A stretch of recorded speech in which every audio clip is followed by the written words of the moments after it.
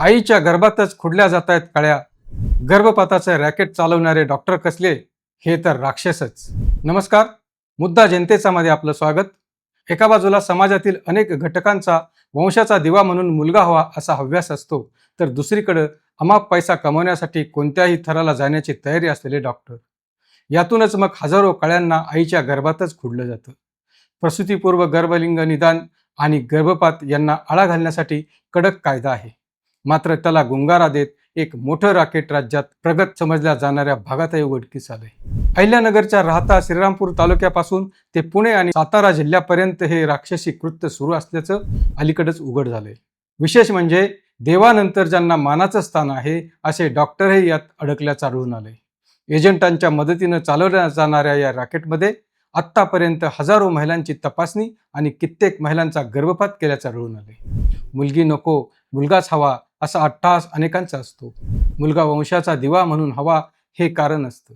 शिवाय लग्नाचा आणि इतर खर्च नको म्हणून मुलगी होऊ न देण्याची धडपड असते. मागासलेल्या भागात परिस्थितीतून ही मानसिकता येते. मात्र अलीकडं जे रॅकेट उघडकीस आलंय ते समृद्ध आणि प्रगत समजल्या जाणाऱ्या जिल्ह्यातील आहे. अहिल्यानगरमधून ते उघडकीस आलं. त्याचा विस्तार पुणे जिल्ह्यातील शिरूर, पिंपरी चिंचवड, वाघोली ते थेट सातारा जिल्ह्यापर्यंत असल्याचं उघड झालंय. वैद्यकीय क्षेत्राला काळिमा फासणारा आणि कायद्याची पायमल्ली करणाऱ्या रॅकेटनं संपूर्ण महाराष्ट्राला हादरवून सोडलंय. हे नेटवर्क उघडकीस येण्यास अहिल्यानगरमधून सुरुवात झाली. माहितीच्या आधारे पोलिसांनी अतिशय गोपनीय पद्धतीनं सुरुवातीला छापा घातला. त्यातून काही आरोपी पकडले गेले. त्यांच्याकडून सोनोग्राफी यंत्र जप्त करण्यात आलं. यात इतर डॉक्टर आणि दलाल यांच्यासोबत श्रीरामपूर येथील डॉक्टर रवींद्र कुटे यालाही अटक झाली आहे. विशेष म्हणजे डॉक्टर कुटे प्रतिष्ठित डॉक्टर असून डॉक्टरांच्या संघटनेचा पदाधिकारी तो राहिला आहे. आत्तापर्यंत तब्बल 19 जणांना यात अटक झाली आहे. त्यांच्याकडून सोनोग्राफी यंत्र जप्त करण्यात आली आहेत. अटक केलेल्या आरोपींच्या तपासातून या प्रकरणाचा विस्तार आणि पद्धती उघड होत गेली. त्यातून हे रॅकेट केवळ एका जिल्ह्यापुरतं मर्यादित नसून आंतरजिल्हा पातळीवर अत्यंत संघटितपणे काम करत होतं. अहिल्यानगर जिल्ह्यातून गरोदर महिलांना एजंटांच्या माध्यमातून शोधलं जात होतं. त्यांना शेजारील पुणे आणि सातारा जिल्ह्यामधील छुप्या केंद्रांवर नेऊन त्यांची बेकायदा गर्भलिंग चाचणी केली जात होती. एजंट, तंत्रज्ञ आणि डॉक्टर यांचं हे नेटवर्क पद्धतशीरपणे काम करीत होतं. गावोगावी फिरून एजंट मंडळी महिलांची माहिती काढत त्यांना ग्राहक बनवून तपासणीसाठी पाठवत. एका चाचणीसाठी ही मंडळी 20,000 ते 40,000 रुपयांपर्यंतची रक्कम उकळत. हे सगळं अतिशय गुप्तपणे चालत असे. तंत्रज्ञान प्रगत असल्यामुळं आता अगदी लहान आणि हाताळायला सोप्या पोर्टेबल सोनोग्राफी मशीन उपलब्ध आहेत. या मशीन गाड्यांमध्ये किंवा छोट्या खोल्यांमध्ये लपवून चाचण्या केल्या जात होत्या. हे सगळं कामकाज कोड वर्ड्स वापरून चाले. जोपर्यंत एजंटाला खात्री पटत नाही तोपर्यंत ते मुख्य केंद्राचा पत्ता कोणालाही सांगत नव्हते. यामुळं पोलिसांना आणि आरोग्य विभागाला सुगावा लागणं कठीण होतं. पोर्टेबल सोनोग्राफी मशीन्स सहज एका ठिकाणाहून दुसऱ्या ठिकाणी नेता येतात. त्यामुळं अनेकदा घरी जाऊन, शेतात, तात्पुरत्या शेडमध्ये हे मशीन नेऊन तपासणी केली जाईल. तपासणीत गर्भ मुलीचा असल्याचं आढळून आलं आणि ती नको असेल तर गर्भपात घडवून आणणारी यंत्रणाही होतीच. त्यासाठी संबंधित महिलेला ठरलेल्या डॉक्टरकडे पाठवण्यात येईल. तिथं बेकायदा पद्धतीने गर्भपात केला जाईल.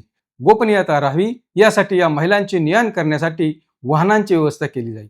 आत्तापर्यंत समोर आलेल्या माहितीनुसार सुमारे 1,500 महिलांच्या बाबतीत हा प्रकार झाला आहे. म्हणजेच आत्तापर्यंत या राक्षसांनी कितीतरी कोवळ्या कळ्या जन्मण्यापूर्वीच खुडल्या असाव्यात. आपल्याकडे PCPNDT म्हणजेच गर्भधारणापूर्व आणि प्रसवपूर्व निदान तंत्र कायदा हा अत्यंत कडक कायदा अस्तित्वात आहे. या कायद्यानुसार गर्भलिंग चाचणी करणं आणि गर्भपात करणं हा अजामीनपात्र गुन्हा आहे. तरीही हे गुन्हे केले जातात. यासाठी आढावा घेण्यासाठी, कारवाई करण्यासाठी विविध समित्या, पथकं आहेत. त्या सर्वांच्या डोळ्यात धुळफेक करून हे रॅकेट सुरू होतं. त्यामुळं या यंत्रणेच्या कार्यशैलीवरही प्रश्नचिन्ह निर्माण होतंय. या समितीतील अधिकाऱ्यांची अनास्था आणि सोय म्हणून आलेले अशासकीय सदस्य असतील तर वेगळी अपेक्षा काय करणार? हे गुन्हे केवळ कायद्याच्या अंमलबजावणीतील त्रुटींमुळे होत आहेत असं नाही, तर समाजाच्या मानसिकतेतही त्याचं मूळ असल्याचं दिसतं. मुलगाच वंशाचा दिवा असतो आणि तोच उतार वयात आपल्याला सांभाळ करतो, ही जुनाट आणि पितृसत्ताक मानसिकता आजही कायम आहे. ग्रामीण तसेच शहरी भागातही अनेकांच्या मनात ती घट्ट पाय रोवून आहे. तर दुसरीकडं मुलीचं लग्न म्हणजे हुंडा आणि मोठा खर्च ही भीती पालकांच्या मनात असते. या आर्थिक कारणाला घाबरून अनेक कुटुंब मुलगी नको म्हणून गर्भलिंग चाचणीचा मार्ग निवडतात, असंही आढळून येतं. अनेकदा सासरच्या लोकांकडून, पतीकडून किंवा समाजाकडून मुलगाच झाला पाहिजे यासाठी गरोदर महिलांवर प्रचंड मानसिक दबाव आणला जातो. याच दबावातून महिला या रॅकेटला बळी पडतात, असंही आढळून आलेलं आहे. हा सामाजिक कलंक पुसण्यासाठी कायद्यासोबतच सामाजिक पातळीवर मोठ्या बदलांची गरज आहे. प्रशासकीय आणि कायदेशीर पातळीवर करता येण्यासारखे उपाय म्हणजे पोर्टेबल सोनोग्राफी मशीनच्या विक्रीवर आणि वितरणावर निर्बंध आणणं. रुग्णालयातील यंत्रे तपासली जातात, मात्र पोर्टेबल यंत्रांची अशी तपासणी होत नाही.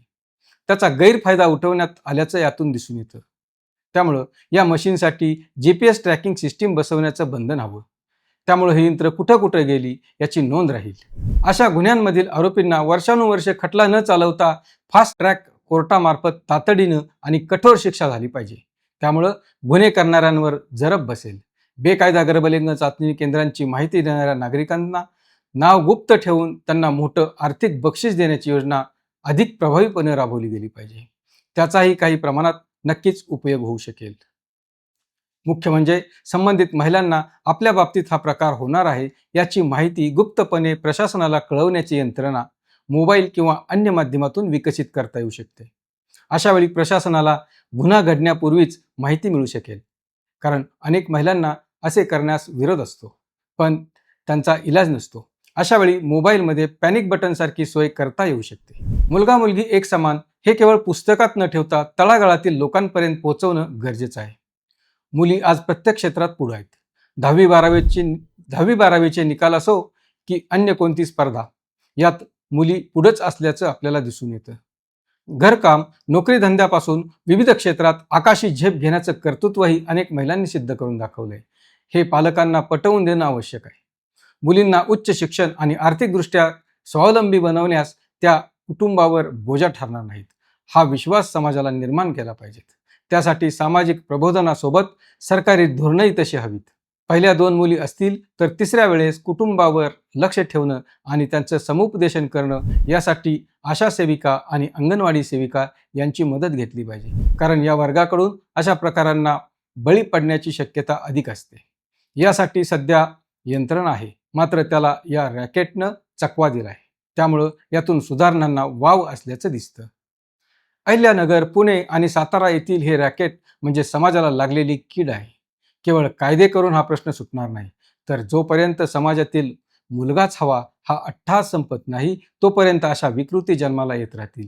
हे रॅकेट उद्ध्वस्त करणाऱ्या पोलिसांचं कौतुक करतानाच आपणही समाज म्हणून अधिक संवेदनशील होण्याची गरज आहे, असं आम्हाला वाटतं. हा व्हिडिओ आपल्याला कसा वाटला, यावर आपलं मत काय आहे, आम्हाला कॉमेंट करून जरूर कळवा. अशाच महत्त्वपूर्ण माहितीसाठी आपल्याला भेडसावत असलेल्या मुद्द्यांवरील चर्चा ऐकण्यासाठी पाहत रहा मुद्दा जनतेचा, फक्त आय लव्ह नगरवर.